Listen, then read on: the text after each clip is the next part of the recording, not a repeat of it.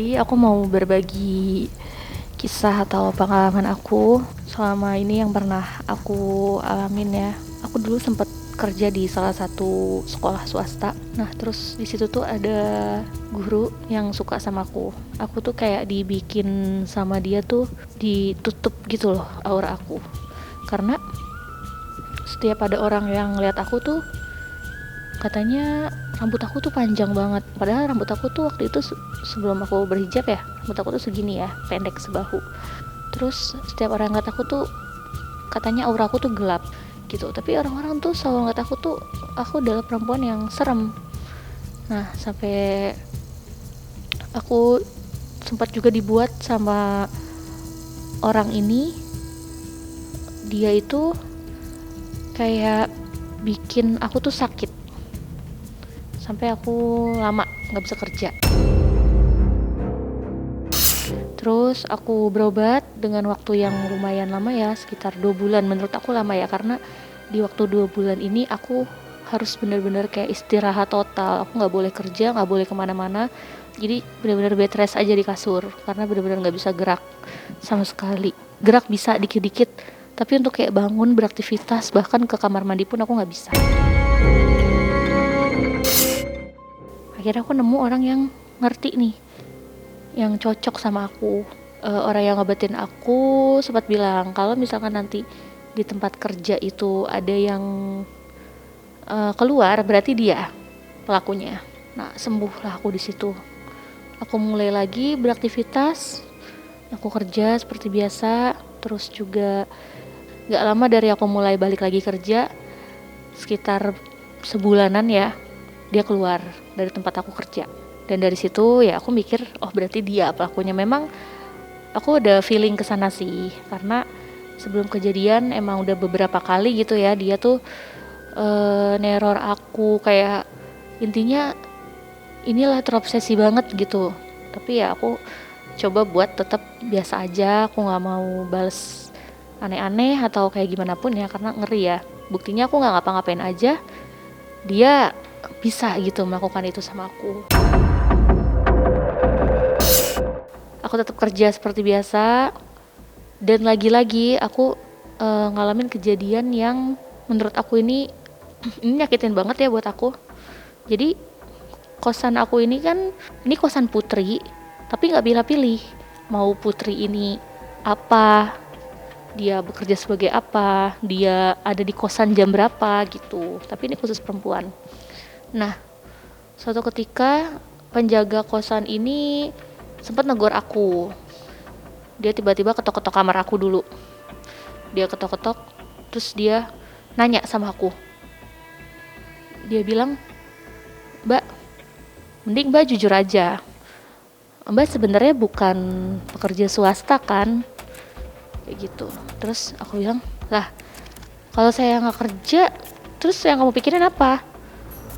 Terus dia jawab, "Ya saya pikir Mbak sama kayak penghuni kos-kos yang lainnya."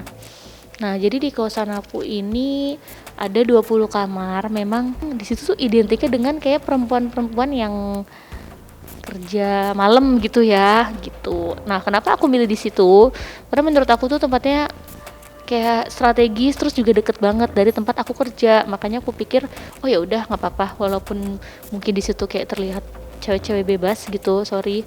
Tapi ya udah gitu. Tuh aku di situ memang pengen istirahat, terus juga aku nggak aneh-aneh gitu ya. Cuman kayak yang penting nyaman deh, karena emang jujur nyaman banget kosannya. Ya udahlah, aku bilang ke penjaga kosnya ini, "Kok ngomongnya gitu?" Terus dia bilang, "Ya karena semua yang rata-rata kos di sini mereka kayak gitu. Siapa tahu kamu kerja cuma dari kosan aja pakai seragam, tapi aslinya kamu sama kayak mereka kerja malam."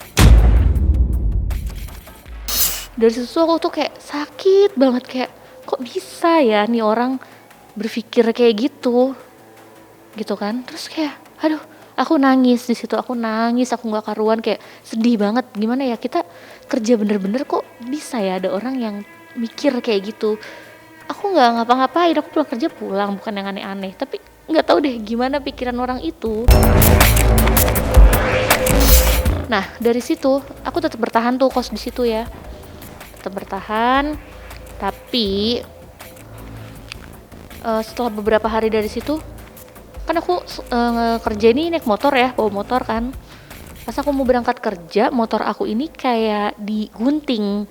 Kabel yang buat kecepatan ya, itu digunting sama dia. Terus dari situ aku udah kayak, wah, aku nggak bisa terima nih kalau kayak gini terus nih ya kan. Kenapa aku bilang dia? Karena kita cek di CCTV memang dia yang gunting di situ. Terus aku langsung apa ya, kayak diem aja sih. Aku nggak ngomong ke yang punya kosan atau ke yang lain-lain. Aku bener-bener silent banget karena aku mikir nasib dia. Jadi kayak ya udah biarin aja. Aku tunggu di situ. Aku masih sabar. Nah besoknya lagi ceritanya aku lagi teleponan maghrib. Aku lagi teleponan diiringi sama azan. Tiba-tiba pas aku lagi teleponan tuh maghrib itu ada yang mainin Magicom aku. Aku sih mataku kan minus ya, jadi aku nggak ngeliat jelas itu Magicom gerak apa enggak, tapi suara yang cook and warmnya itu tuh naik turun tek tek gitu. Terus aku bilang, hah kok bunyi ya? Ah udah biarin aja, aku pikir gitu. Tetap lanjut aku teleponan. Terus mungkin ya nggak tahu gimana dia marah apa gimana, aku nggak tahu, langsung posisi tutupnya itu lagi berdiri langsung tek gitu, langsung tek jatuh. Dan aku langsung lari, aku keluar kamar, aku lari, udah aku diem aja di situ, aku diem sampai setelah 10 menitan ada kiai. Ya udah aku bilang, Pak tadi maghrib di kamar aku ada kejadian seperti ini. Aku jelasin yang tadi aku cerita. Terus dia bilang, oh ya udah nanti saya coba cek kamarnya. Dia masuk ke lorong ke pintu 05, terus dibuka. Dia nggak masuk sama sekali, dia cuma di depan pintu aja. Aku sampai mikir dalam hati, kenapa nih orang nggak mau masuk ke kosan aku, malah diem aja depan pintu kosan. Nggak lama dia balik lagi dong, nyamperin aku keluar. Terus dia bilang, Mbak ada keturunan dari keraton nggak? Terus saya bilang, saya nggak tahu, karena memang saya bener-bener nggak tahu dan nggak nanya-nanya juga sama keluarga kan, dari mana saya berasal, silsilah leluhur kayak gitu-gitu saya nggak tahu sama sekali di saat itu. Terus dia bilang, nggak, soalnya ini saya mau masuk kamar Mbak, tapi saya ditahan. Aku bilang, ditahan siapa Pak? Nggak tahu, tadi saya pokoknya mau masuk kamar kamu, saya ditahan sama satu orang di tengah-tengah dan kanan kirinya itu banyak ajudannya. Saya ditahan, saya nggak boleh masuk kamar itu, katanya saya cukup sampai di pintu aja. So aku bilang, waduh gitu kan, aku juga bingung, masalahnya aku juga nggak tahu gitu. Terus aku bilang, oh ya udahlah Pak gitu, tapi udah aman ya Pak, kamar aku udah boleh ke dalam lagi ya. Oh iya ya, aman. Nah aku sempat didoain sambil aku disuruh cari tahu tentang keluarga aku sebenarnya dari mana gitu loh, maksudnya biar aku tahu aja. Mungkin si kiai ini mikirnya aku punya leluhur atau ini keturunan dari leluhur aku gitu, aku nggak ngerti deh. Ya udah aku tetaplah masuk kamar. Abis bincang-bincang aku masuk kamar. Malam aku tidur, udah malam aku tidur, aku dengar suara gamelan. Aku pakai earphone, kok ada suara gamelan, apa memang bawaan dari si lagunya ini apa gimana gitu kan. Tapi aku kencengin volumenya, aku besarin, aku full, pokoknya makin kenceng loh suara gamelan itu. Aku bilang, hah kok kayak gini ya. Nah terus abis itu aku paksa merem, pokoknya gimana caranya aku mau tidur. Gak lama dari itu aku lihat itu tuh kayak, aku kan kalau tidur lampunya aku matiin, itu tuh ada bayangan-bayangan orang nari gitu loh, tapi cuma tangan, gak ada bentukan badannya atau kepala gitu, gak ada, itu jadi cuma kayak tangan. Tapi kan balik lagi ya, karena gelap, apa karena suges aku nggak tahu gimana. Tapi ya udah di situ aku kayak, aduh gimana ini gitu kan, kayak takut. Sampai akhirnya aku terus-terusan dan aku ketiduran gitulah ya, akhirnya bisa tidur walaupun terpaksa, maksudnya nggak tenang gitu tidur aku. Tiba-tiba si penjaga kos aku ini nih, yang dia iseng ke aku itu, dia sakit sampai 2 bulan, sakit kepala, katanya nggak sembuh-sembuh. Nah selang dari 2 bulan itu dia rumahnya kebakaran. Nah setelah itu habis rumah dia kebakaran, jadi si kiai ini bilang ke dia, kamu mendingan minta maaf sama Mbak 105 supaya musibah ini selesai. Si penjaga kosnya ini nih ngeyel, tetap nggak mau, kekeh nggak mau. Ya udah terserah kamu, kata kiainya, yang penting sih udah sampein, coba minta maaf. Mungkin kamu ada kesalahan atau apa gitu, tapi dia tetap kekeh dengan angkuhnya, dia nggak mau mengakui itulah gitu, nggak mau mengakui kesalahan-kesalahan dia ke aku.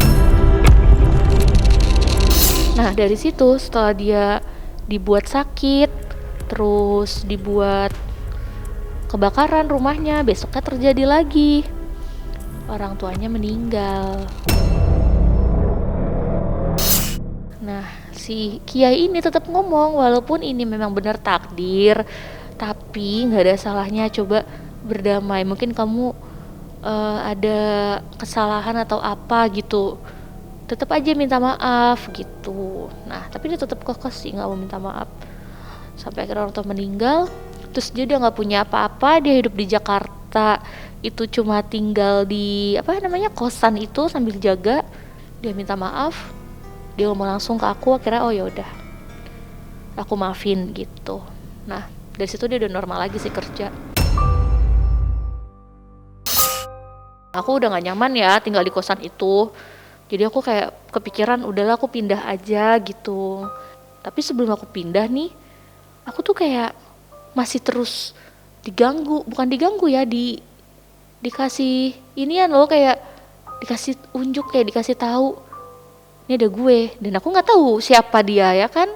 Tapi ada momen pas aku lagi makan itu, aku pulang kerja ya siang, aku makan, tiba-tiba kita nyium bau lavender, aku sama temen aku berdua. Aku bilang kok bau bunga lavender ya. Nah kan kosan kita itu kan di pintunya itu kan ada sela-sela angin gitu ya. Kita coba yuk keluar, aku ajak teman aku buat keluar kamar, siapa tahu baunya dari luar gitu kan. Ternyata nggak ada. Nah ke kamar 101, 02, 03 itu aku endusin, saking aku penasaran ini bau lavender ini dari mana. Tapi nggak ada bau sama sekali, malah tuh kayak kamar-kamar itu tuh kosong. Udah pindahlah di tempat baru. Kosan aku ini ada 70 pintu ya, 70 pintu.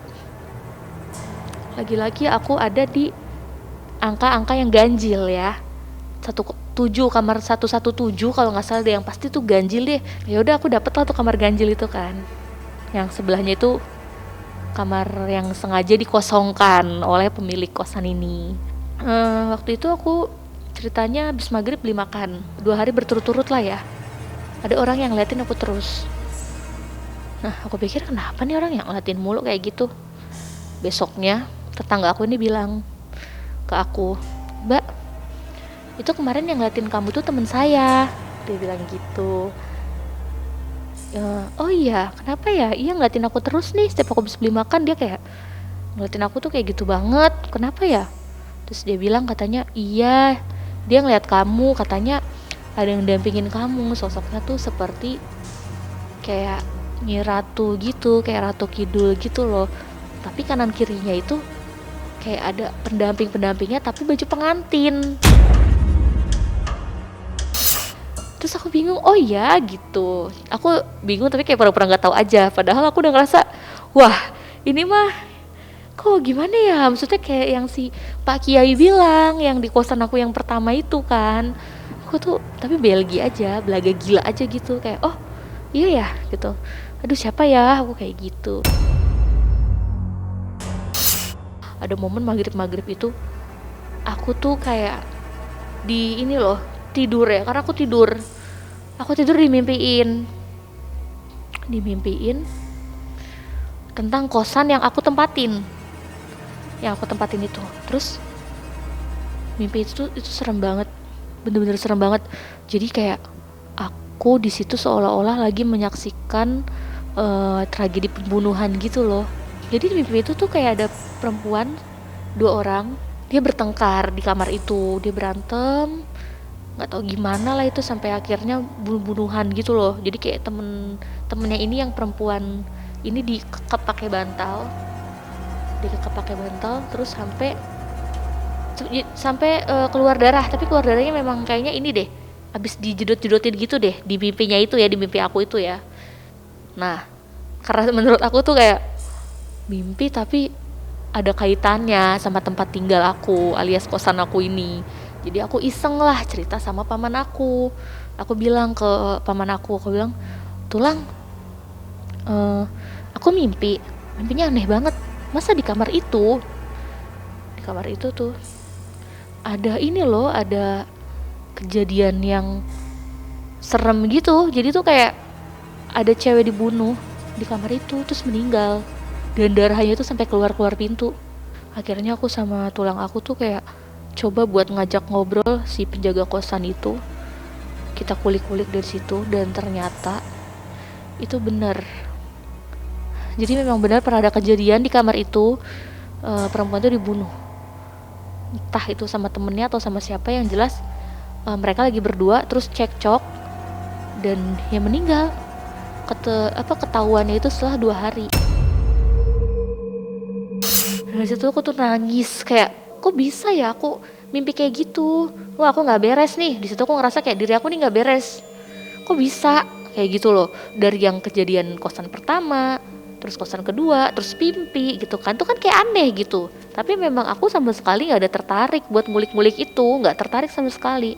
Jadi kayak aku cuek, aku pikir ya udah kebetulan. Tapi karena udah berturut-turut ya udahlah, mungkin benar gitu.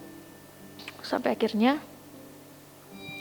aku ke orang yang ngerti lagi, balik lagi ke orang yang pertama kali dulu ngobatin aku cerita semua yang aku alamin, dari mulai aku diganggu dengan suara gamelan, terus tarian-tarian sinden gitu, terus mimpi.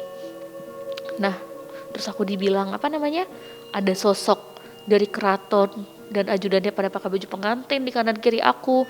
Aku cerita semuanya sama si orang yang ngerti ini. Kebetulan orang yang ngerti ini dia itu kuncen gitu ya, di daerah Jawa Barat. Nah, aku tanya sama dia, kenapa ya kok aku kayak gini?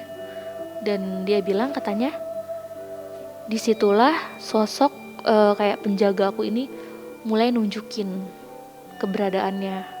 Dia bilang gitu, dia yang jaga kamu. Karena aku nggak percaya, aku tuh bener-bener nggak percaya ya. Masa sih kayak gitu kan? Ya udah, coba aku mau ketemu sama dia. Aku tuh kayak ya udah coba ketemu gitu kan. Kan kalau penjaga baik ya, jadi aku kayak memberanikan diri aja. Terus dia kasih syarat ke aku. Dia suruh aku wirid dari jam 12 malam sampai jam 5 subuh. Dan itu gak boleh putus, gak boleh henti, gak boleh jeda. Jadi wirid aja terus, non stop. Tapi aku mulai wirid tuh jam 12 malam, dan baru sejam 2 jam tuh aku ngantuk. Jadi gagal lagi, ngantuk gagal lagi, tiba-tiba terhenti, gagal lagi gitu. Yang padahal harusnya tuh aku wirid terus dari jam 12 malam itu sampai jam 5. Hari ke-1 gagal, hari kedua, hari ketiga, hari keempat. Setelah itu baru aku bener-bener yang kayak ngerasa diri aku tuh, wah luar biasa banget nih gue wirid dari jam 12 sampai jam 5 gitu kan. Berhasil tuh, walaupun udahannya ngantuk gitu ya. Tapi aku kayak ini juga loh, gue gak berhenti gitu zikir kan, aku subhanallah subhanallah subhanallah kayak gitu. Ya udah, dari situ pas aku ada momen lagi sholat malam ya, itu tuh aku bener-bener dihadirin lagi aroma-aroma lavender itu tuh. Ya udah, dari situ dia kayak bener-bener datang ke mimpi aku. Habis sholat malam itu, terus aku nyium aroma lavender, aku tidur, dia datang ke mimpi aku dan dia tuh nunjukin wujud aslinya dia. Ada momen aku mimpi, di mimpi itu tuh kita kayak lagi ada di desa, di rumah aku tuh itu lagi mati lampu ya kan, lagi mati lampu. Biasa kalau mati lampu kan orang-orang pada keluar ya, pada keluar rumah gitu kan, karena gelap. Yuk kita keluar. Nah pas kita keluar, nggak tahu kenapa tuh rumah aku doang yang nyala. Tiba-tiba muncul cahaya warna hijau, terus teman-teman aku tuh pada penasaran kayak, kok rumah lo nyala? Itu ada cahaya hijau, coba lihat-lihat gitu. Aku didorong-dorong suruh lihat ke dalam rumah aku, sedangkan kita udah lihat ya kanan kiri kita semua gelap, rumah aku doang yang tiba-tiba muncul cahaya hijau kelihatan dari sela-sela pintu itu. Aku nggak mau lihat dong ya kan. Tapi temen aku tuh maksa kayak lihat-lihat, aku nggak mau. Terus entah gimana ceritanya akhirnya kebangun gitu kan. Aku bilang waduh mimpi aneh banget nih gitu. Hari kedua aku mimpi lagi, mimpinya sama. Hari ketiga aku mimpi yang sama, goalnya ini di hari keempat. Aku mimpi itu lagi, tapi di dalam mimpi itu aku tuh sadar kayak temen aku marah-marah gitu. Dari kemarin disuruh lihat buka pintu biar tahu itu rumahnya apa, ada cahaya hijau, ada naga, itu kayaknya naga di dalam rumah lu. Pada bilang gitu kan di mimpi itu. Terus karena aku kesel ya, iya bawel dari kemarin bawel banget nih nyuruh-nyuruh buka pintu mulu gitu kan, istilahnya gitulah. Yaudah iya nih, aku memberanikan diri kan buat buka pintu. Nah pas aku buka pintu, cahayanya tuh tiba-tiba berubah jadi biru dan aku ngeliat Sunan Muria persis di depan pintu pas aku buka, di bawah jam. Jadi kan aku ada jam dinding gitu, tuh jamnya tuh bener-bener juga jam 12 ya. Dan dia senyum sama aku cuman beberapa detik doang, abis itu aku langsung kebangun. Terus aku tuh saking kayak kaget, aku tidur langsung bangun, di apa, dimimpin Sunan Muria, aku dimimpin Wali Songo, bener nggak ya? Aku pikir gitu kan. Terus karena aku takut salah, apa ntar mukanya beda ya, kayak coba aku cek, aku buka Google, aku cek nih muka 9 wali ini nih, dan ternyata benar itu Sunan Muria. Aku disitu langsung takut, langsung kayak ya Allah kok bisa ya, padahal aku bukan makhluk yang alim, aku bukan orang yang pokoknya bukan ahli ibadah, bukan ahli kebaikan gitu ya, tapi kok bisa ya dapat mimpi gitu kan. Bahkan ibuku aja nggak percaya, kayak masa kamu bisa dimimpin gitu, itu kan orang-orang terpilih. Terus aku bilang ya gimana ma, aku kan cuma ceritain apa yang memang aku alamin, memang yang aku impiin semalam kayak gitu. Terus kok aneh ya nggak tahu lah mah gitu kan. Aku sempat kayak memendam mimpi itu karena yang aku tahu ada yang bilang mimpi itu boleh diceritain, boleh enggak gitu kan. Makanya aku nggak berani sembarang ngomong. Tapi setelah beberapa aku coba ngobrol sama orang yang ngerti, katanya nggak apa-apa kalau kayak gitu-gitu diceritain, nggak apa-apa. Ya udah, makanya sekarang aku berani ngomong gitu. Padahal aku kayak takut banget dulu mau cerita, takutnya ntar malah jadi sesuatu yang buruk buat aku. Jadi nih ternyata yang aku bilang kayak Nyi Ratu ini nih, itu berasal dari naga itu. Kalau menurut orang yang ngerti ya, balik lagi menurut orang yang ngerti. Makanya dari situ akhirnya aku dikasih tahu gitu loh. Ternyata asal mulanya dari situ. Siapa naga yang ada di dalam rumah aku. Terus ternyata itu adalah kayak ada juga yang bilang katanya naga itu kayak anak buahnya si Wali Songo ini nih ya, si Sunan Muria ini. Dia kan kayak lambangnya itu kan kayak naga gitu ya, anak-anak buahnya atau apanya gitu. Kalau salah maaf ya, tapi aku pernah dengar kayak gitu. Nah, jadi itulah yang ternyata selama ini tuh ngejaga aku gitu. Dari situ ya udah, aku kayak jujur percaya nggak percaya tapi ya udah gitu. Sambil ya aku jalanin hidup aku, tapi tetap suka kadang was-was kayak wah ntar gue kayaknya nggak bisa nih begini. Kayak misalkan aku sakit hati atau apa tuh aku berusaha nahan, karena biasanya kalau aku nggak bisa nahan dalam hati aku ngomong apa tuh ntar kan suka kejadian. Aku tuh nggak mau marah sama orang tuh kayak gitu. Ya aku sih tetap masih bingung ya, sampai sekarang aku masih bingung sebenarnya sosok itu tuh siapa. Aku bingung banget, aku nggak tahu.